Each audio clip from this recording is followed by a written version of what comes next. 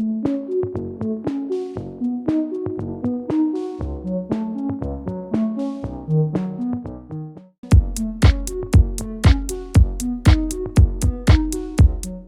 m'appelle Alessandra Ferreri, je suis d'origine italienne. J'ai fait des études en littérature et philosophie et puis je me suis plutôt concentrée sur la mise en scène et la scénographie. Et puis voilà, j'ai déménagé à Bruxelles. À partir de là, voilà, on a commencé Vitamina. Moi c'est Joshua, je suis belge, néerlandophone. J'ai étudié à Gand et je me concentre surtout sur la création son et la création lumière.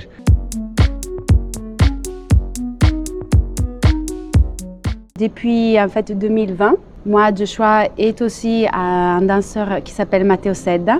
Travaillons ensemble et on a décidé de fonder le Collettivo Vitamina. Ça faisait déjà des années qu'on travaillait ensemble pour d'autres projets, pour personnel ou d'autres artistes.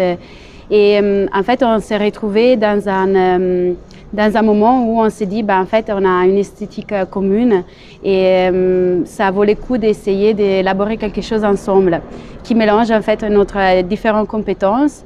Donc moi, c'est plutôt en fait la mise en scène, et je fais plutôt les sons et la musique, les sons et les lumières. Et Matteo, c'était plutôt la performance et et la danse. Voilà, on avait des axes, des recherches communes. Qui sont plutôt sur quelque chose qu'on aime bien définir trash. Et on a décidé en fait d'axer notre recherche sur ce point. Et c'est à partir de là qu'en fait s'est surgi ce premier projet dont on présente ce soir une petite capsule aussi au Centre Fan de Bruxelles.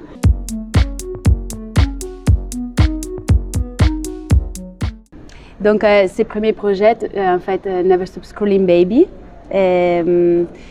ça vient en fait de tous ces questionnements qu'on avait autour de la culture populaire, des dérives en fait sur les plateformes en ligne et de notre rapport en fait face aux instruments qu'on utilise tous les jours, qui sont les téléphones, cette habitude maintenant qu'on a tout le monde de scroller du contenu, de faire défiler toujours du contenu.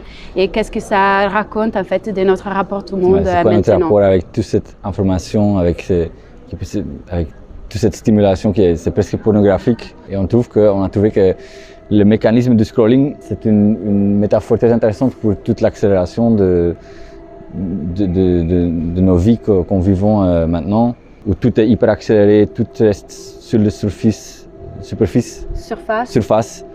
Comment ça a changé notre perception aussi, notre rapport avec l'un et avec les autres. Et on a commencé une recherche basée sur le concept du scrolling